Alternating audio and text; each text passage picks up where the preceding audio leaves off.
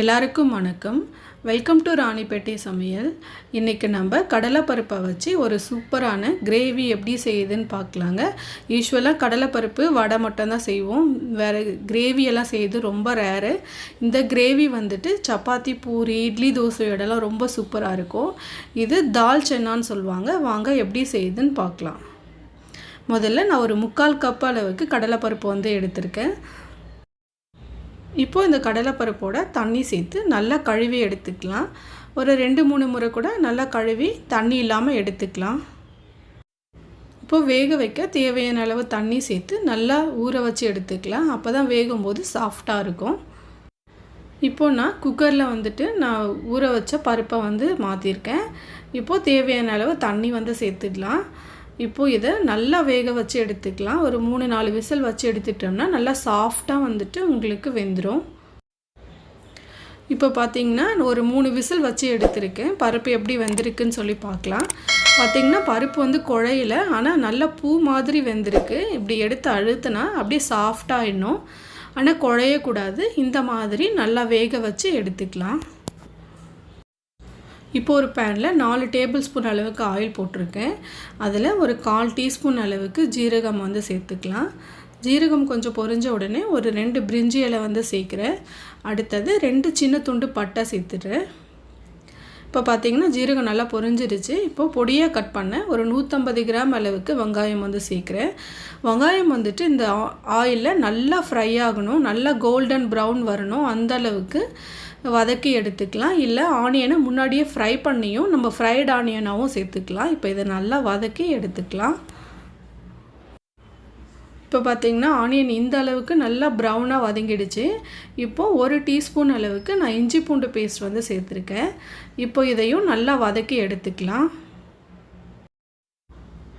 அடுத்தது வந்துட்டு நான் ஒரு 200 கிராம் அளவுக்கு தக்காளி வந்துட்டு நல்லா பேஸ்ட் மாதிரி அரைச்சி வச்சுருக்கேன். இப்போ அதை வந்து சேர்க்குறேன். இப்போ இதையும் அந்த வெங்காயம் தக்காளியோடு சேர்த்து நல்லா வதக்கி எடுத்துக்கலாம். தக்காளி வந்து பச்சையாக சேர்த்ததுனால அந்த ஸ்மெல் இருக்கும், அதனால அந்த ஸ்மெல்லு போகிற வரைக்கும் நல்லா ஆயிலில் ஃப்ரை பண்ணி எடுத்துக்கலாம். இப்போ பார்த்திங்கன்னா ஆயிலெலாம் நல்லா பிரிய ஆரம்பிச்சிருச்சு, தக்காளியும் நல்லா வதங்கிடுச்சு. இப்போது கலருக்காக நான் காஷ்மீரி சில்லி பவுடர் வந்து ஒரு 1/2 டீஸ்பூன் அளவுக்கு சேர்த்துருக்கேன். அடுத்தது மிளகாத்தூள் வந்துட்டு 1 டீஸ்பூன் அளவுக்கு நான் சேர்த்துருக்கேன். காஷ்மீரி சில்லி பவுடர் வந்து ஆப்ஷனல், வேணான்னா விட்டுருங்க. அடுத்தது வந்துட்டு 1 டீஸ்பூன் அளவுக்கு தனியாத்தூள் சேர்த்துருக்கேன். அடுத்தது ஒரு 1/4 டீஸ்பூன் அளவுக்கு மஞ்சள் தூள் வந்து சேர்க்குறேன். இப்போது ஒரு 1/2 டீஸ்பூன் அளவுக்கு நான் ஜீரகத்தூள் வந்துட்டு சேர்க்குறேன். இப்போ இந்த மசாலா எல்லாத்தையும் அந்த ஆயிலில் நல்லா ஃப்ரை பண்ணி எடுத்துக்கலாம். அந்த ஃப்ளேவர் வந்துட்டு ரொம்ப நல்லா வரும், அந்த அளவுக்கு நல்லா வதக்கி எடுத்துக்கலாம். இப்போ மசாலாலாம் நல்லா ஃப்ரை ஆகிடுச்சு. இப்போ கொஞ்சமாக தண்ணி சேர்த்துக்கலாம். ஒரு 1/2 டம்ளர் அளவுக்கு சேர்த்தா போதும், நிறைய சேர்க்கணுன்னு அவசியம் இல்லை. மிக்ஸ் பண்ணி பார்த்துட்டு இன்னும் வேணும்னா கூட கொஞ்சம் நம்ம சேர்த்துக்கலாம்.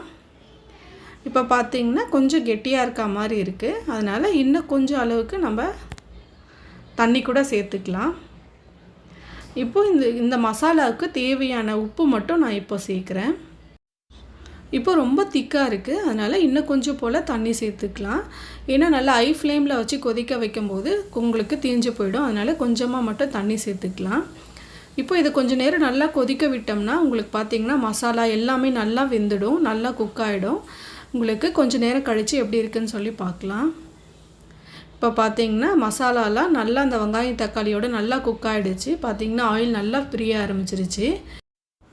இப்போது 3 பச்சை மிளகாய் வந்துட்டு நான் அப்படியே சேர்க்குறேன், கட் பண்ணலாம் இல்லை. அடுத்தது வந்துட்டு நம்ம வேக வச்சுருக்க கடலைப்பருப்பை வந்து சேர்த்துடலாம். கடலைப்பருப்பை வந்து நம்ம வேக வச்சு அந்த தண்ணியோடவே சேர்த்துடலாம். வேக வைக்கும்போது தண்ணி வந்துட்டு ரொம்ப கம்மியாக ஊற்றி வேக வைக்கலாம். இப்போது இந்த பருப்புக்கு தேவையான உப்பு வந்து சேர்த்துடலாம். நம்ம ஆல்ரெடி கிரேவிக்கு மட்டும்தான் சேர்த்துருந்தோம். இப்போது இது எல்லாத்தையும் நல்லா மிக்ஸ் பண்ணி விட்டுடலாம். தண்ணி வந்துட்டு நிறையா ஊற்றிட்டோம்னா அப்புறம் கொதிக்க வைக்கும்போது உங்களுக்கு ரொம்ப நேரம் ஆகும், அப்புறம் கிரேவியும் வந்துட்டு உங்களுக்கு நல்லா இருக்காது. அதனால் பருப்பு வேக வைக்கும் போது கொஞ்சமாக தண்ணி ஊற்றி வேக வச்சு எடுத்துக்கலாம். இப்போ நான் தண்ணியே சேர்க்கல, அந்த கடலைப்பருப்பு வேக வச்ச தண்ணி மட்டும்தான் நான் சேர்த்துருக்கேன். இப்போ பார்த்திங்கன்னா கரெக்டாக இருக்குது.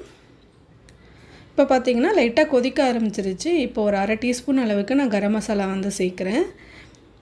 அடுத்தது வந்துட்டு ஒரு 1/4 டீஸ்பூன் அளவுக்கு மிளகுத்தூள் வந்து சேர்க்குறேன். இப்போ இதை கடைசியாக சேர்க்கும் போது அந்த கரம் மசாலாவோட ஃப்ளேவர்லாம் அப்படியே இருக்கும். அதனால தான் இதை வந்து கடைசியாக சேர்க்குறோம். இப்போது இதை க்ளோஸ் பண்ணி மீடியம் ஃப்ளேமில் ஒரு 7 to 8 மினிட்ஸ் வச்சு எடுத்தோம்னா கிரேவி வந்துட்டு ரெடி ஆகிடும். இப்போது 1 டீஸ்பூன் அளவுக்கு நான் நெய் வந்து சேர்க்குறேன். நெய் வந்துட்டு சேர்க்கும் போது அது ஃப்ளேவர் வந்துட்டு ரொம்ப நல்லா இருக்குது. இப்போது இதை ஒரு மூடி போட்டு க்ளோஸ் பண்ணி வச்சிடலாம். ஒரு 7-8 நிமிஷத்துக்கு அப்புறம் எப்படி இருக்குன்னு சொல்லி பார்க்கலாம். இப்போ பார்த்தீங்கன்னா கிரேவி வந்துட்டு சூப்பராக ரெடி ஆகிடுச்சு. நல்லா திக்காக வந்திருக்கு. இப்போ கொஞ்சம் கொத்தமல்லி வந்து போட்டுடலாம். அவ்வளோதாங்க, சூப்பரான கடலைப்பருப்பு கிரேவி வந்து ரெடி ஆகிடுச்சு. இது இட்லி, தோசை, பூரியோடலாம் ரொம்ப சூப்பராக இருக்கும். ரொம்ப டிஃப்ரெண்ட்டாகவும் இருக்கும். இது செஞ்சு பாருங்கள், எப்படி இருக்குன்னு சொல்லி கமெண்ட் பண்ணுங்கள். எங்கள் சேனலுக்கு மறக்காமல் சப்ஸ்கிரைப் பண்ணுங்கள். பக்கத்தில் இருக்கிற பெல் ஐக்கானை கிளிக் பண்ணிட்டீங்கன்னா நாங்கள் வீடியோ போட்ட உடனே உங்களுக்கு நோட்டிஃபிகேஷன் வரும். தேங்க்யூ.